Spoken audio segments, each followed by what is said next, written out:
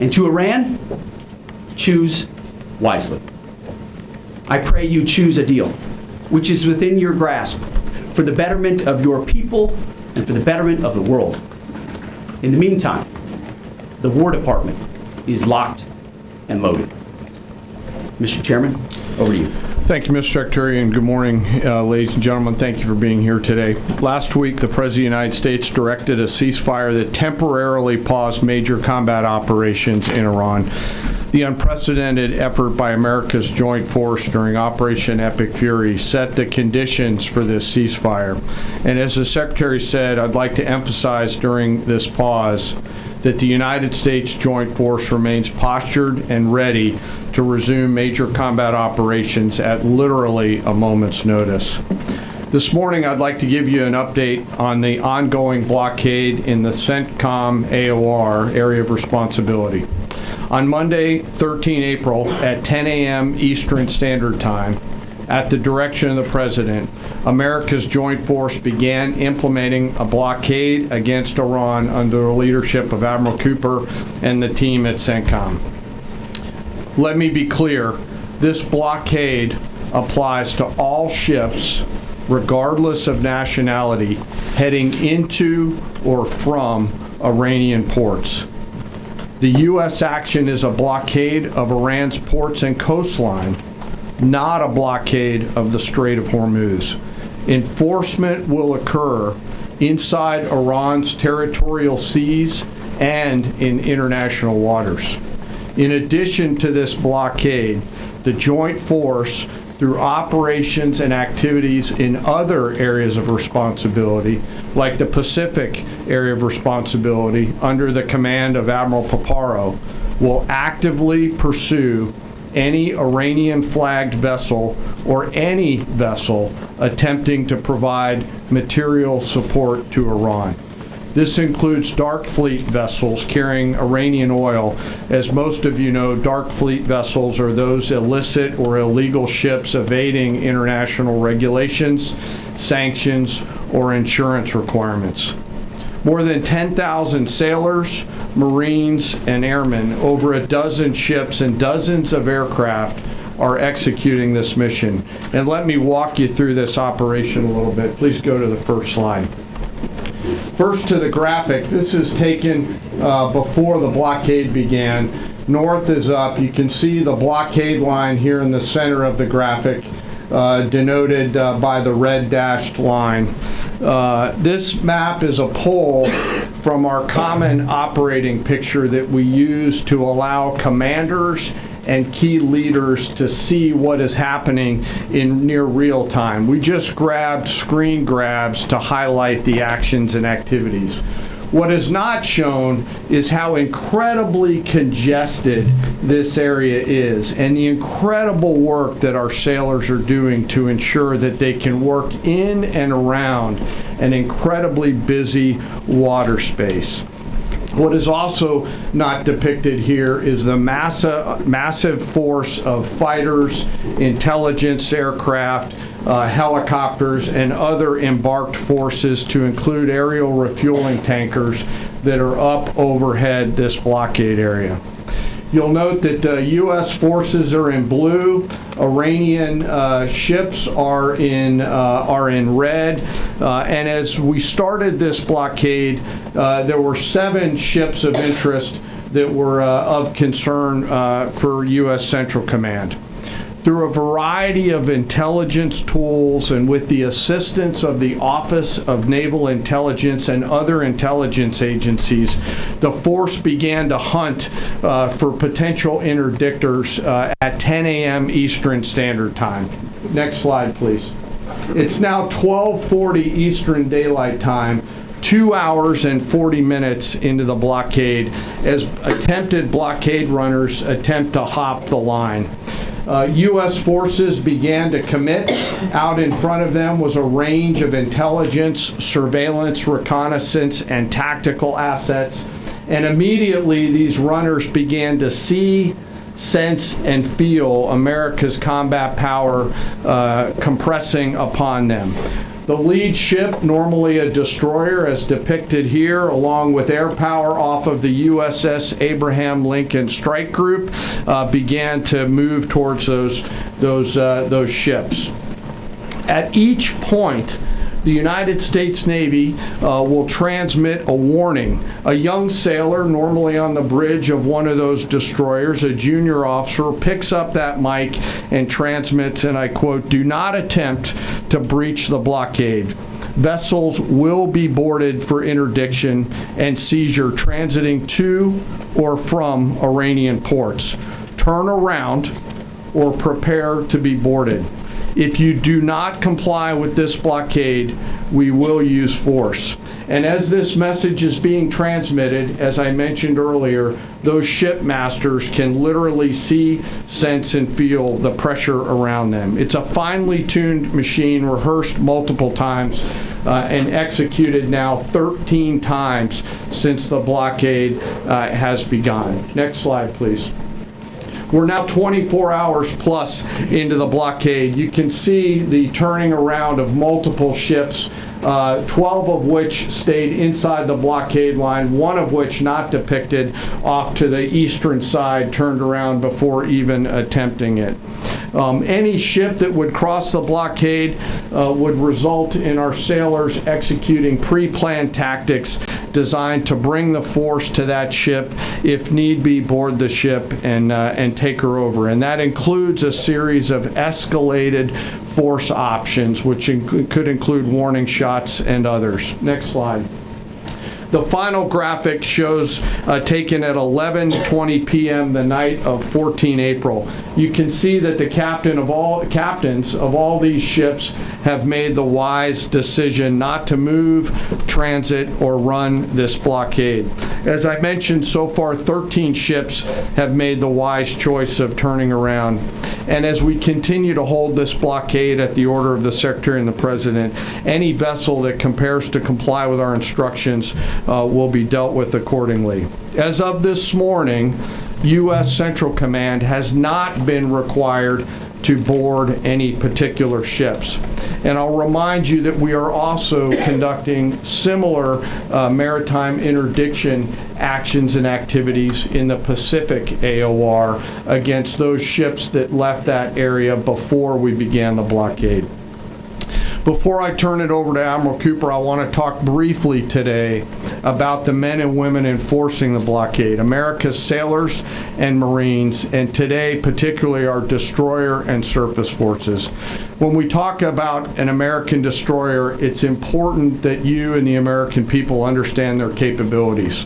An Arleigh Burke-class destroyer are the backbone of the United States Navy surface fleet. Over 500 feet long, they displace 9,000 tons, and it is the sports car of the United States Navy. From the keel to the mast, they stand nearly 10 stories tall, and their 4 gas turbine engines can drive at 30 plus knots. These ships are armed to the teeth with surface-to-air missiles, land attack cruise missiles, anti-ship missiles, anti-submarine rockets, torpedoes, 5-inch naval guns, multiple electronic warfare systems, embarked helicopters, extending the reach and capability of each and every one of these destroyers. But far and away, the most important weapon on board these ships is the American sailor. Over 300 warfighters are the heart and soul of these warships. At sea, sometimes for months, and these ships out in the CENTCOM AOR have been out there for months. They operate around the clock in a constant state of readiness, always delivering for our joint force. It's hot in the engine room. The engineering team keeps the lights on and the ship powered and able to respond to the orders from the bridge. On that bridge, our sailors maintain a constant watch, maneuvering the ship tactically and safely through always congested water space. And there is a lot out there. It is like driving a sports car through a supermarket parking lot on a payday weekend with thousands of kids in that parking lot as you attempt to maneuver through there to get to that ship that would attempt to run that blockade. Down in the Combat Information Center, the CIC, the Tactical Warfare Center of the ship, that is where the decisions are made. As threats appear, these young sailors are making real-time decisions on how to identify these threats and handle them, and they always deliver. These ships are run by the youngest sailors in our surface warfare Navy. The helmsman, the sailor on the watch at the bridge, is normally just between 18 to 19 years old, and they are trusted to drive this warship through that supermarket parking lot without hitting anything. The conning officer, an equally young commissioned officer who's normally just a few years out of college, is the ones that are giving that young helmsman the orders on where to take that American warship to execute the mission that the Secretary and the President has given us. These are incredibly well-trained sailors. They are led by incredible leaders, salty, experienced leaders, and trusted with deep responsibility. And I'm so humbled and proud of America's Navy. These sailors choose to take the road less traveled to go into the historic surface Navy, and they deliver every single day. Finally, as I often do, I want to highlight one of those surface sailors today and remember our fallen. Today we remember Ensign Robert Thompson of the U.S. Laffey, who died on this day in 1945 in the Battle of Okinawa. He was killed while fighting a fire along with 31 others as 2 Japanese kamikaze aircraft hit their ship. He passed away 1 week after his 22nd birthday and was posthumously awarded the Navy Cross. We remember Ensign Thompson today and all of our World War II vets who continue to give us the gift of a great example, and those surface warfare sailors who are out there doing the job right now take the courage, grit, and determination that those World War II vets gave us into these actions and activities that they're tasked to do every single day. So now I'd like to turn it over to Admiral Cooper to give us a readout of his recent trip to the region. Well, good morning, and Mr. Secretary, thank you for the kind invitation, and Chairman, great to join you. It's a real honor to be here representing the more than 50,000 American service members deployed throughout the Middle East today, supporting operations. And it's great to have the opportunity to highlight the tremendous efforts our warfighters operating forward and the important partnerships with regional allies that continue to thrive. In fact, yesterday I returned from my second trip to the Middle East in the past 15 days. 2 very different visits, one during our offensive operations against Iran, and the second in this most recent trip during the ongoing ceasefire. Very different. During both of my recent trips, I visited with our troops who were deployed across the region in more than 70 different locations, in a distance that largely spans between Florida and Arizona. I've long believed that every success that we have starts and ends with our people, and boy does this shine through brightly. During these visits, I had the privilege of personally recognizing more than 100 servicemen and women for their extraordinary valor, their courage, and their initiative under fire and delivering fire. And every time I interact with these young men and women downrange, I am deeply inspired by their courage, their resilience, and their unwavering commitment. The stories are remarkable. In many cases, you've seen this play out over TV. Fighter pilots who took out Iranian missile launchers in the moments prior to their launch against Americans and our partners, and who hit key military targets in and around Tehran on the attack more than 13,000 times. I met with some of the teams that helped to bring our F-15 airmen home safely from Iran and heard first-person accounts of the stories. Absolute heroes. I spent time with our troops who are employing cutting-edge tactics and technology for the first time in warfare. I won't be able to talk about what those are, but these young men and women are breaking new ground. It's incredibly inspiring. I met with teams who launched our own one-way attack drones into Iran. These were originally Iranian-designed drones. We brought them back to America, took the guts out, put a Made American stamp on them, and fired them right back to Iran. Very effective. Met with teams who were employing AI every single day to help us sift through vast amounts of information to help us make decisions faster. And importantly, humans are always in the loop in this process. I met with our Space Force teams and our cyber specialists, whose work cannot be discussed, but who serve with indispensable impact. I met with our logisticians and sustainers all over the region. There is just no military that executes logistics like the U.S. military. This group is doing exceptional work, moving thousands of tons every single day. I met with our air defenders who shot down Iranian ballistic missiles. My message for this group in particular is that their actions most certainly saved thousands of lives across the Middle East during Epic Fury. And all told, my personal assessment is, after these couple of trips, is our troops are highly motivated, they're focused, they're vigilant, and they're ready. And they're using this time to do a couple of things. We're rearming, we're retooling, and we're adjusting our tactics, techniques, and procedures. There's no military in the world that adjusts like we do, and that's exactly what we're doing right now during the ceasefire. A little note about partners. My discussion with regional allies and partners, both at the senior civilian level and the senior military level, reinforced our shared commitment to regional security. But beyond that, having now fought together side by side, I assess that our military partnerships are stronger than ever as we continue to maintain a very active defense posture across the region during this ceasefire. And that posture stretches across the entire Arabian Peninsula, and it runs from northern Iraq all the way down into the northern Arabian Gulf.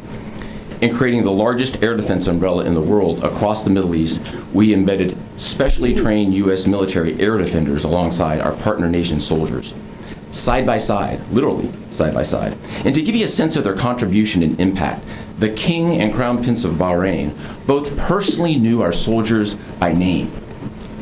These leaders expressed appreciation for our service member who continue to stand shoulder to shoulder with our partners in support of regional defense. And this is a sentiment that is widely shared across every Gulf ally. I heard this message over and over again, which is, we stand with you. As the Secretary and the Chairman have said, Bahrain, UAE, Saudi Arabia, Qatar, Kuwait, and Jordan have been exceptional teammates. I had a chance to meet with both their senior leadership as well as their troops. Boy, equally inspiring and equally committed to mutual defense. They defended Americans and they defended their own country. It was inspiring. And there's been no better teammate than Israel. Together, the four best air forces in the world, the Israeli Air Force, the U.S. Air Force, and the air forces of the U.S. Navy and U.S. Marine Corps, together met and exceeded our own military objectives over and over again. Twice in the past 2 weeks, I've met with the Israeli Chief of Defense to ensure that we remain closely aligned, and we do. And then finally, let me just close by saluting the brave men and women who are in uniform and who continue to answer the call with unrivaled lethality, great teamwork, and resolve. We've asked them to stay ready during this period, and that's exactly what they're doing. I couldn't be prouder, and I know that you and the American people share in that same pride. Thank you so much.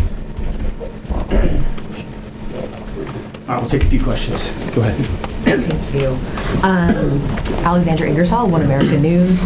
How is the Iranians' decimated command and control affecting the ceasefire at this juncture? Ergo, how are we enforcing a ceasefire with an enemy who has virtually no command and control? And then one other question about the Houthis being, have the Houthis been an issue in the Straits of Hormuz and the Bab al-Mandab Strait at the Red Sea, or are we tracking that militarily? Appreciate that. On the ceasefire front, it's right. Their command and control capabilities are highly degraded. So their ability to talk, see, sense is at the worst it's ever been. But their motivation to want to stay in the ceasefire is very high because they understand that a violation of that ceasefire means a commencement, once again, of Admiral Cooper's forces, which went very poorly for them. So they have a high incentive to maintain that ceasefire, even though they can't talk and organize as well as they'd like to. And as far as the Houthis, thus far, they have stayed out of it, which, of course, we think is a good decision by them, and I think is a reflection of the fact that over a year ago, in Operation Rough Rider, we had an ongoing and intense campaign that demonstrated American capabilities, which has them hesitating to want to do something on that strait, which I think would be a poor choice. Right. Good morning, Mr. Secretary, gentlemen. David Zia, Real America's Voice. वापस आएंगे break के बाद, हमारे साथ रहिएगा.